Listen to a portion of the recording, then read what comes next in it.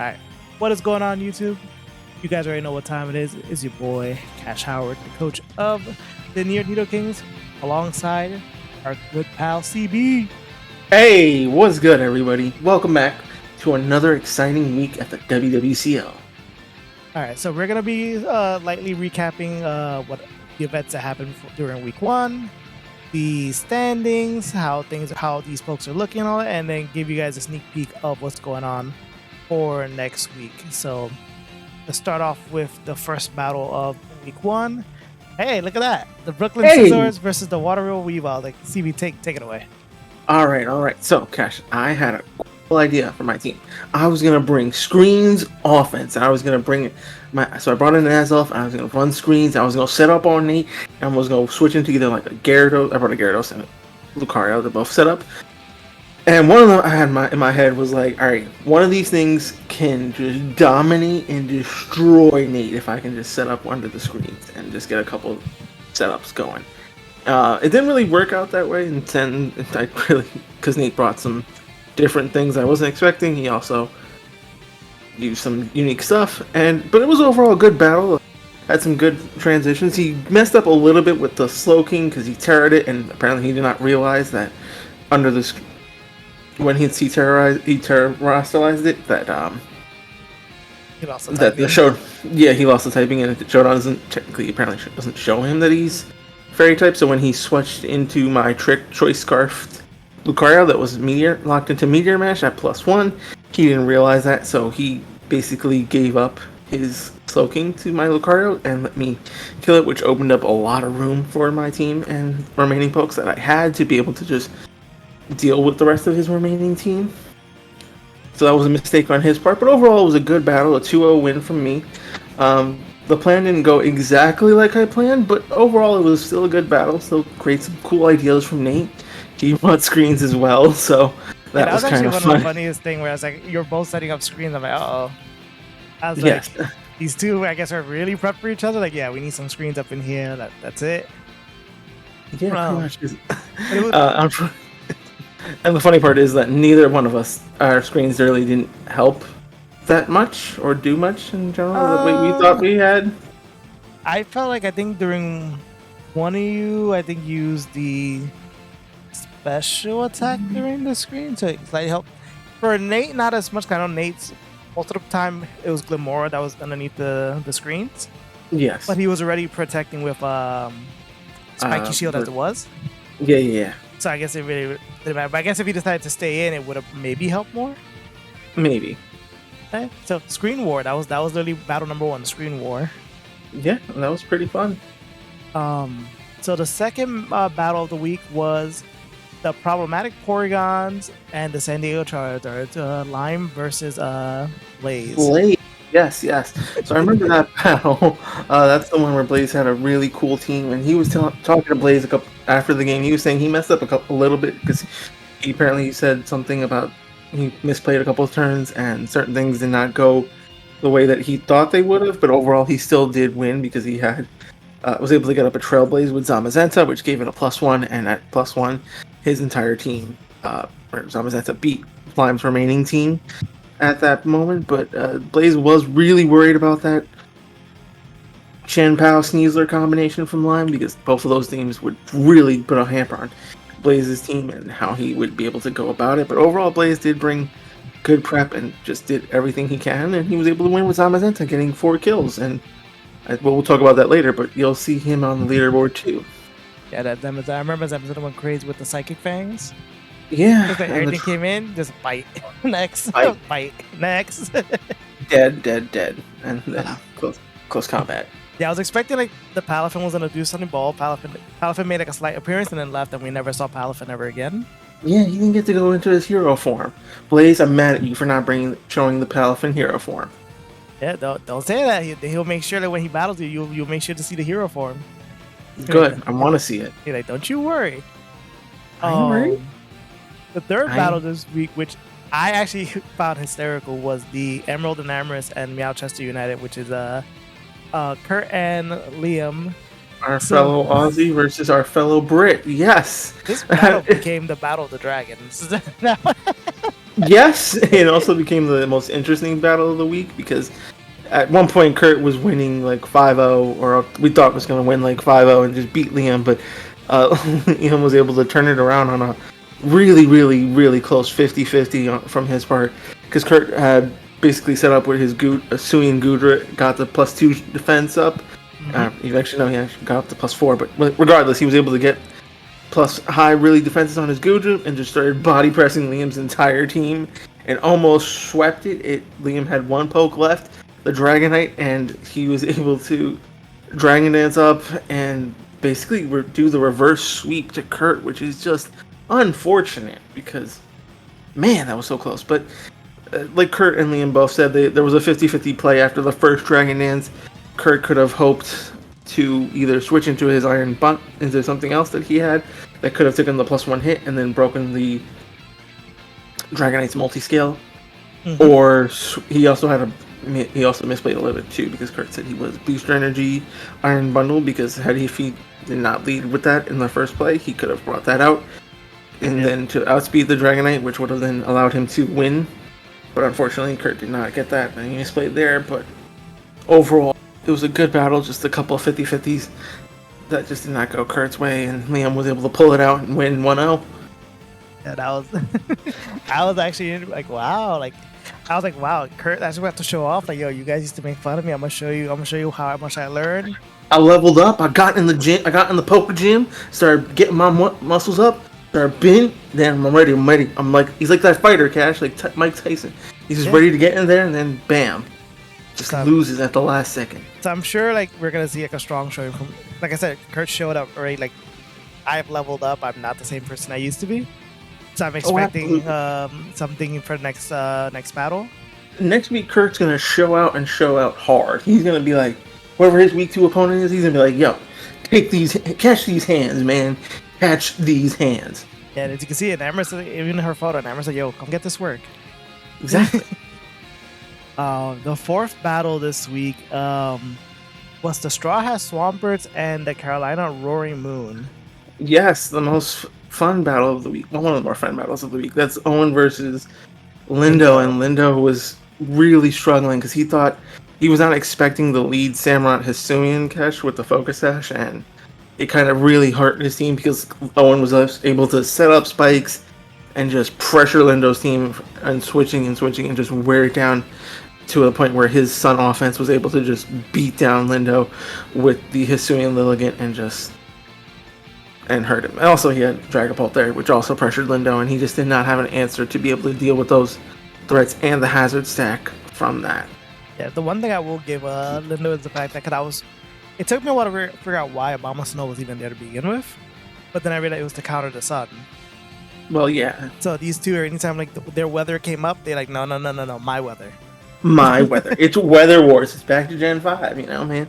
We gotta be like, yo, you got sun, I got snow. Well, back then it was called hail, but whatever. Yeah. But no, like you said, it was really good match. Like I said, I think we talked about this in our first video where we're like, this is the kind of like the equivalent of like, oh, who would win in this scenario where it's like the current gen like All-Star versus our past gen All-Star kind of thing. Yeah. It's like, yo, can we get a time machine, bring back old Lindo, and see who'd win versus current Owen? That'd be a kind of that would have been something to see. We would have loved to see that. All right, the final battle of the week, the Sarasota for Alligators versus the New York Needle Kings. Which of course I know this all too well. Yeah, it's you versus Shane. We should talk about this, Cash. Hit us with your thoughts and process. Well, I think I made it clear when I said I don't remember what I'm doing. That's not to say I obviously didn't try versus Shane. There were the number one threat which I knew even from like the early on was the Roaring Moon, and even with like my assistant coach kind of warning me in advance, don't let it set up, and it's like we were trying to prevent anything from letting it set up. It set up, and it pretty much was the game at that point. Yeah. I did misplay twice. One being rapid spin when I didn't want to click it, and knowing full well that he was going to go into his ghost, which is the Hisuian Zorg. And then two, I used Greninja to kill it was the Magneton, Yep. The Magneton. and I think he knew right then and there that I was choiced, probably because of the damage. Yeah. He brought out the Roaring Moon, knowing full well there's nothing I can do at this point because I'm locked into a move that's not going to be effective. Yeah. Which allowed the setup and allowed him to get the win. Yeah, unfortunately. Yeah, but hey, you learn. Yeah, you take the L. Still early in the season, we learn from these. Shane was still gonna be a tough opponent no matter what. Like we always talk about, Shane's always been like a #1 playoff name mention for every season. Consistent, yeah, super consistent. I think throughout all of our leagues, I think I've only been able to beat him once, and I think it was mostly because of RNG. So yeah, like I knew going in, it was gonna be like a very minuscule chance again I could potentially win, but like I said, we lived through those, we learned through those. It was still GG's to Shane. So with all of those battles taking place, here's our current standings of our teams. So yours truly is in last place. Unfortunately. 0-5. Lindo, surprisingly, also above me, tied with Connor, 0-4. We have Nate, Waterville Weaviles, 0-2. And the Emerald and Emeralds at 0-1. And then on the positive side, we got the Meowchester United 1-0. We got CB and the Brooklyn Scissors at 2-0. Let's go. The Carolina Roaring Moons 4-0, tied with the San Diego Charizard 4-0, and the Sarasota for Alligators with that 5-0 in first place.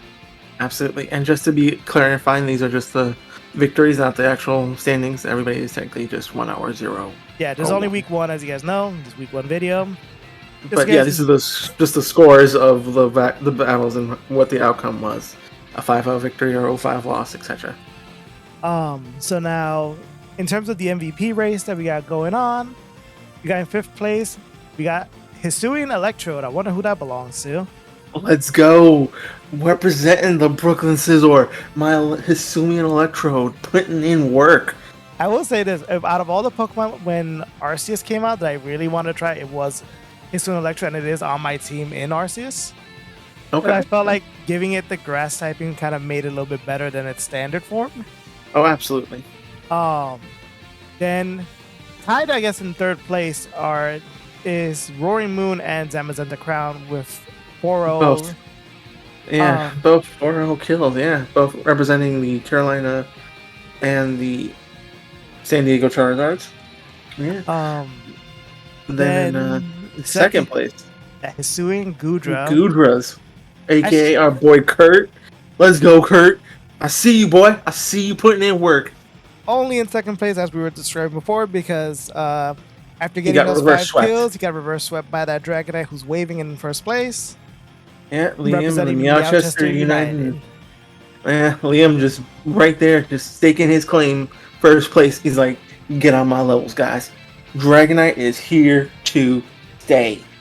So now we're going to see if he maintains. A lot of people I know, when they usually get Pokemon on the board for MVP race, they try to maintain bringing those pokes every week so they can just stay in 1st place. But you never know. Something could randomly come in from the shadows and take over 1st place. Who knows? We'll have to wait and see. Now, in regards to changes to teams, the first drop, which I know CB laughed at this drop, the Waterville Weaviles are dropping Slaking and picking up Sableye. Hey, such a great pickup. Glad I don't have to face it. So, now, it is a good pickup. Like, mind you, I've used both of these in two other things before. I'm probably one of the few people that actually like using Slaking. And I've used Sableye before in another league, and it helped me get back-to-back forfeit wins in a playoff. Nice. What makes this whole drop thing funny is the fact that originally Nate started off with the Sableye. And then he dropped it, and then he picked it up back up. During the period before the teams were locked, he swapped out the Slaking. So now it's kind of funny that he's using one of his 5 original drops picks to get one of his original picks back. Yeah, so weird and odd. So I better not see Sableye get dropped for Slaking again, because then I'm going to laugh even more. I'll be yelling. The next coach who made a change was Lindo and Straw Hat Swampert, dropping their Annihilate and picking up Spectrier. Yeah, the ghost horse with the special moxie. Lindo was telling me, he was like, "Yo, I need something, and I like nice and all, but I need something that I can use with my hazard stacking, and I can just sweep with something like that." And Lindo's like, "Yo, that Grim Knight, I don't need much coverage. Ghost, a little bit of fairy, and a dark coverage. I'll make it work." And we look forward to seeing what Lindo can do with it. And it's funny 'cause I think now he has two of the fastest pokes on his team with Spectrier and Regieleki. Yeah, like his team needs more speed. So yeah, he's gonna keep tacking out more speed. I'm pretty sure we're gonna start seeing maybe some trick rooms to counter this. So I'm sure he'll be ready. I'm sure he will be. Now, this I know upset CB when I announced it, but it's one of those things where it's like, after mentioning it to my AC said, "Yeah, we're gonna get rid of this." So I decided to drop 3 of my pokes in Magnezone, Greninja, and Cresselia, picking up Dondozo, Corviknight, and Alolan Muck. Yeah, now, you just literally took your team and just said, "Yo, I want all the most bulky, fat shit that's on the table. I just want to eat and tank everything." But here's the thing, and this is a true story, and I'm not lying about this. When I was looking at the pokes originally, kind of like Nate, I had Dondozo on your list. I slated on my list because I wanted to use it. Right. And then my assistant coach was like, "No, you don't need this," and then made me pick up Magnezone. So now it's kind of funny that now he's like, "You know, you don't need this Magnezone. You need Dondozo." I was like, "You don't say." Oh, you don't say. That's crazy. Okay. The Cresselia, unironically, I didn't want to pick it up originally, and neither did my assistant coach. So my assistant coach kind of left me with a babysitter one day, and the babysitter made the change. So it was like one of those, like, I trust this person. It would be like if CB was my assistant coach, and he's like, "Yo, I'm not gonna be around, so I'm gonna leave you with Liam, who I trust completely with this." Okay. And then Liam looks at the team, like, "Yo, you don't need this shit," and like removes half the team. You know what? That's fair enough. Yeah, so I never wanted Cresselia was never on my pick because it kind of made no sense to have 2 psychic types. Right. The Greninja also was a pick from this AC. AC's assistant. Yeah. Yes. So it made sense obviously for this match, but it's like I think even from my history, I think I've been known for using just things with more bulk than just like blast cannons. Right. So we'll see how these changes do for me. I'm still getting back into the swing of things. So never know, maybe these things will help me. But shout outs to the Rainbow Muck. Shout out to the Rainbow Muck. He's representing pride all day, every day. Exactly. Now the last change, which is not a Pokemon change in itself, is just a Terra change. So we have a rule where we're allowing each of the Pokemon that's able to terrestrialize to change their typing once throughout the season. So Owen is using that to change his Suing Lilligant from Terra Fire to Terra Rock. Let's go. I see the point. I'm not an expert, so maybe CB might know how this will benefit more than I would. I mean, it's a Sun Sweeper. It hits hard. And you got your the biggest checks to it would be like fire, poisons, like of Iron Moth, something like that. So you basically just use Terra Rock to just break through those things and anything else that might check you. It'll be kind of interesting because I know I think his other Pokemon, which I think is Hisuian Arcanine. So he has 2 Pokemon that have the power to Terra Rock. Yes. So. And I just know the secondary type is different. I think it's obviously fighting for Lilligant. I think it was normal for Arcanine. Yeah, so you can spam the extreme speed stab. Yeah. So we'll see how that change goes for Owen. Now, for week 2, we got our matchups lined up. The first battle will be the problematic Porygons versus the Waterville Weaviles. Lime versus Nate. I'm looking forward to this because Lime is Mr. Creative. He can think of some crazy stuff, and his roster allows him to be as creative as he wants. And then we have Nate, who's also creative, but he also subscribes to the school of Napalm, who's an insane troll. So we'll see how that goes. Yeah, Nate's obviously also, like I said, like kind of what I mentioned with Kurt. Nate's also doing really well compared to like what I remember from past seasons. So this is gonna be an interesting match. One of these two teams are gonna get their first win. So I know it's gonna be like it's gonna be Heat versus Heat in a sense.